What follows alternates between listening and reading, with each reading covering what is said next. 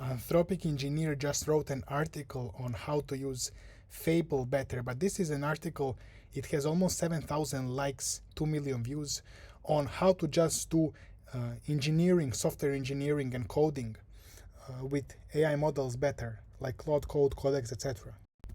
Map is not the territory. So map is the representation of the work that needs to be done.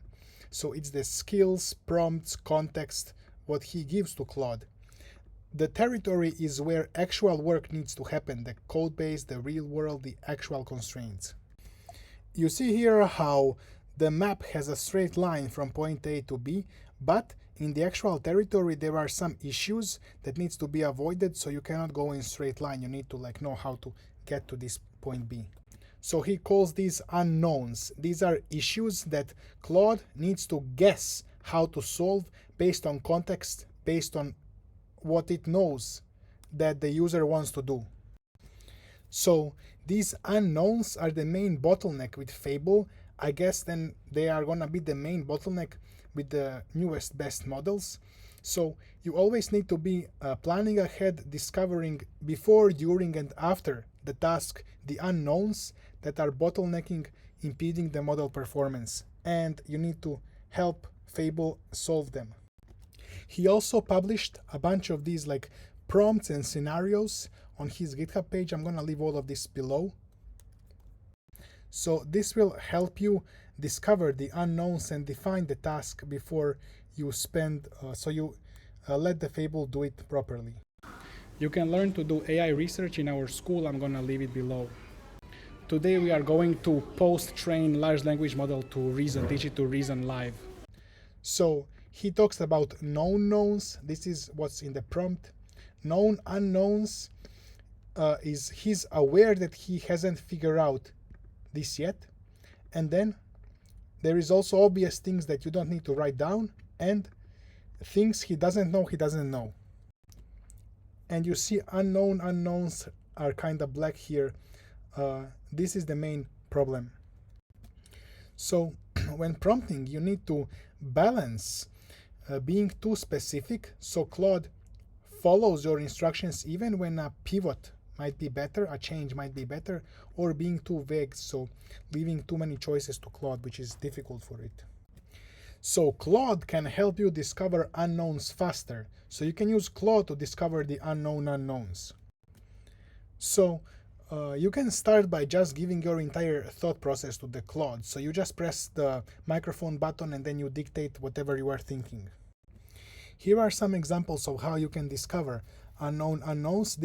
You don't need to use every of these every time, but for example, looking for blind spots, brainstorm, prototypes, interviews, references, etc. Implementation notes during implementation, and pitches, explainers, and quizzes after implementation. Blind spots is one of the most useful things you can do. You can search for, especially when you are starting on a new repository, new code base, etc. So you can just ask Claude to find blind spots, do the blind spot pass, find the unknown unknowns, find things you didn't even think about that could arise as issues later. So these are some examples, like I'm working on adding a new auth provider, but I don't know anything about auth providers in this code base, auth modules. Can you do blind spot pass and help me figure out unknown unknowns? Or I don't know what color gradient is, but I need to grade this video. Can you teach me about unknown unknowns of the color gradient so I can prompt this task better? And then when you have a lot of things that you know about, but you don't know how to decide. So a lot of unknown knowns. So you know you need some buttons, you know what you need to do, but you don't know how exactly. Then you can talk to Claude about this. So this is why I like doing front-end prototypes first, before I start wiring in backend, so I know what features I want. Because frontend will help you figure out what features you want, how you want this to work.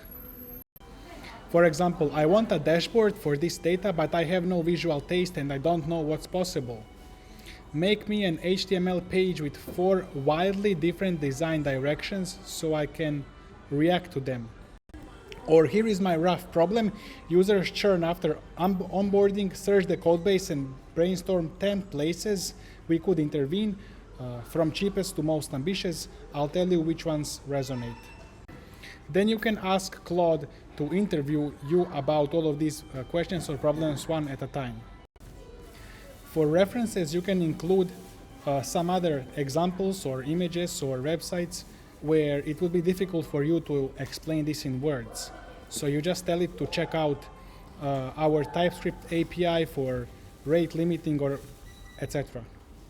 When you are writing implementation plans, you can tell it to write a plan in HTML, but lead with decisions that are most likely to be tweaked, to be changed. So interfaces, user UI, functionalities, etc. Anything that's ambiguous. Also, you may tell Claude to keep track of implementation notes where it's gonna write down its own decisions that it made. So later you can review and write some skills and prompts and instructions for it to make decisions better later. So this is the prompt: keep implementation notes file, etc. and log everything under deviations, that decisions that it made. Also, when this implementation is finished, if somebody else is reviewing your stuff, it's good to keep track and show them your unknowns as well. So this is a way to communicate to somebody, to a reviewer, human, about all of the things, unknowns that you encountered, so they can also understand it. And then you can ask Claude, after it explains what it did in HTML, to give you some quizzes and questions to make sure that you understand. And if you guess the quizzes wrongly, it means you don't understand.